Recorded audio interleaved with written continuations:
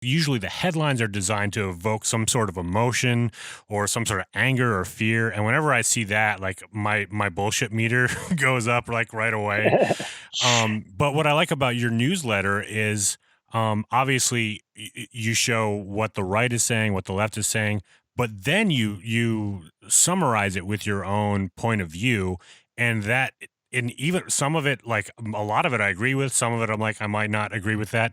But the fact that you do that is just makes so much trust with the reader, at least for me to know that like, okay, like I trust where this guy's coming from. I appreciate that. It's like it's like bringing integrity back to journalism in a way.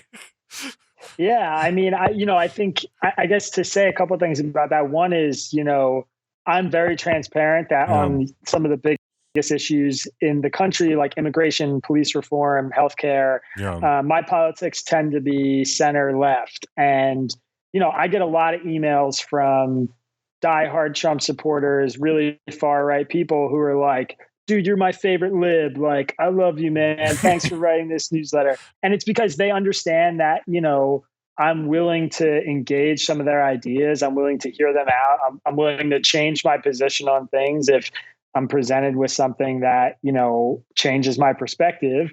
And like most Americans, my politics are complicated. I mean, I'm very left on an issue like police reform. I fundamentally believe policing in America is broken. I believe there has to be a major overhaul of how our police interact with citizens. And that's not even a very liberal thing. I mean, a lot of libertarians feel that way. A lot of conservatives feel that way. But, on like an issue like gun control or something like that, I'm a lot closer to the center and right of a lot of my friends. And so, I think a lot of Americans are like that. Their positions are mixed based on whatever the issue is. And everybody's getting bucketed now, left, right, Trumper, Biden, Bernie, socialist, whatever. And a lot of it's just crap. And to your point about the clickbait stuff, I mean, the thing that I love about Tangle and about the newsletter is, I've totally obliterated that incentive structure. I mean, from working in the industry, I can tell you one of the most important things at many news outlets is driving traffic. I mean, that's like you get hits on your website. The more views an article gets, the more traffic the ads on the article get, the more money the news publisher makes. And there's a clear incentive there. It's like, get people into the article, get people to click on it. And my incentives, the only revenue stream I have, the only money I make is from my subscribers. So people pay me if they think that this content is really good and it's adding value for them.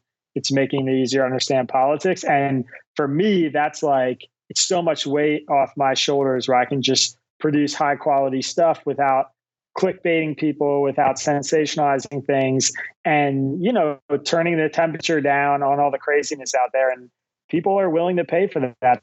They want that because I think, to your point, it's hard to find in the media landscape. The Gentleman Scofflaw podcast is a general men's interest comedy show for the rebel and the Renaissance man. If you liked this clip, be sure to check out our full-length audio and video episodes over at gentlemanscofflaw.com. You can also find us on Apple Podcasts, Spotify, or your favorite podcatcher.